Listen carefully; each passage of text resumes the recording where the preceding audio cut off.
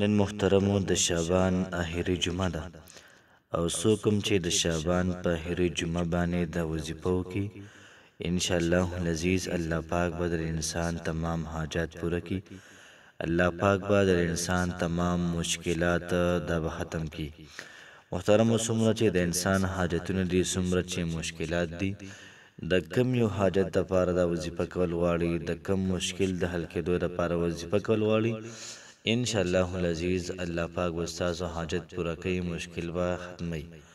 حضرت علی رضی الله تعالی عنه له یو سړی رالی د هغه ډېرې زیاتې پریشانۍ وي او ډېرې زیات حاجتونه هغه ورته وي د جمعې ورځ ده او د جمعې په ورځ باندې دا وظیفه وکړه الله پاک به ستا تمام حاجات دا پوره کړي. محترمو دغه سړي دغه وظیفه وکړله الله پاک د هغه انسان تمام حاجات پوره کړل.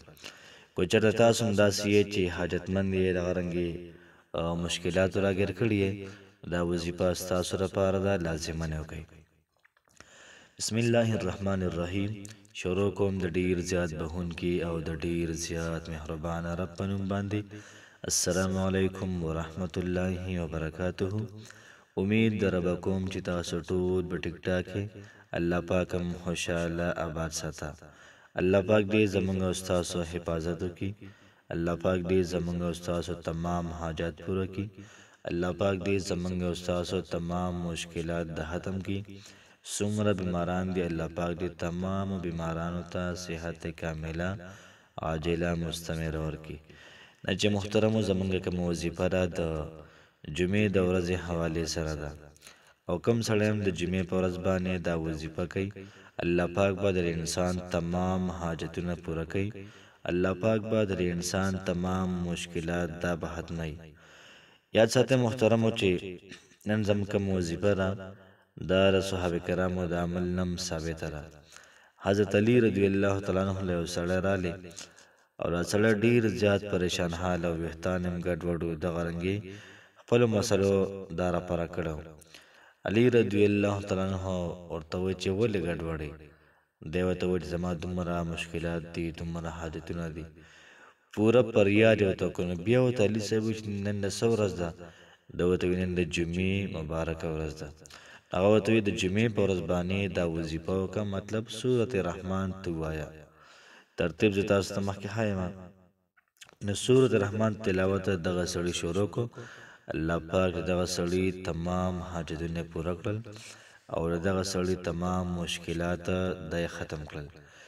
نن محترمو زمونږ هغه رب دی نن هم هغه الله پاک دی که چېرته الله پاک د هغه سړي دعاګانې قبلوي په دې وظیفه باندې الله پاک به لازمن ستاسو دعاګانې قبلوي په دې وظیفه باندې. یاد ساتئ محترمو چې دعا کولو خپله طریقه ده. په هغې یو ویډیو ما ساته کړې وه چې موږ به دعا کوو دعا به څنګه غواړو.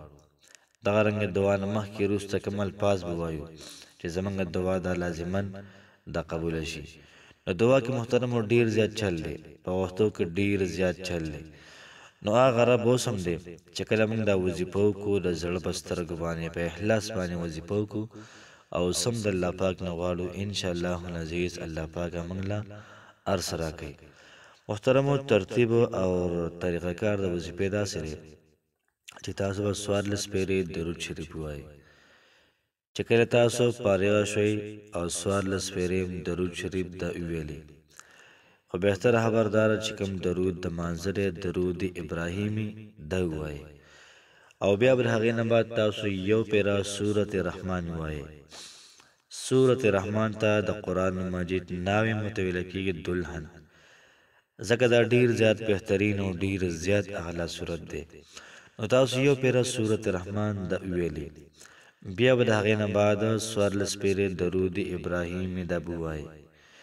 بیا به د هغې نه بعد د الله پاک صفتې دوه نومونه دي یا رحمانو یا رحیمو یا رحمانو یا رحیمو دا به تاسو 111 پیرې ووایئ.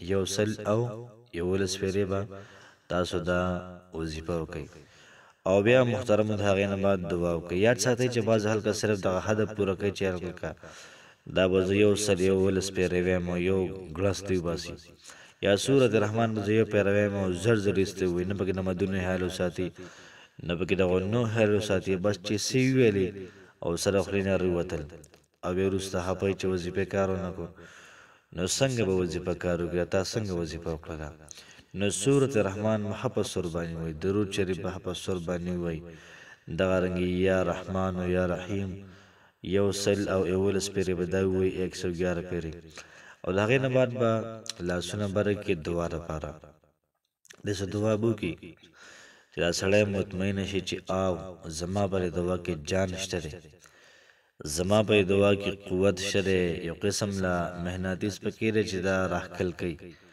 او زه الله پاک نه کوم څه غواړم دا به لازمن الله پاک راکوي ماله دومره په دهان او دومره په توجه او دومره په امید باندې محترمو دعا وشي ان شاء الله عزیز الله پاک با لازمن ستاسو تمام مسلې ختمي دا وظیفه محترم تاسو د جمعې د مانځنه پسم کولای شي او تاسو دا وظیفه د مازیګر د مانځنه پسم کولای شي ان شاء الله عزیز الله پاک به تاسو تمام مشکلات تمام حوائج د الله پاک حل کی الله پاک مو خوشاله آباد ساته السلام علیکم ورحمت الله وبرکاته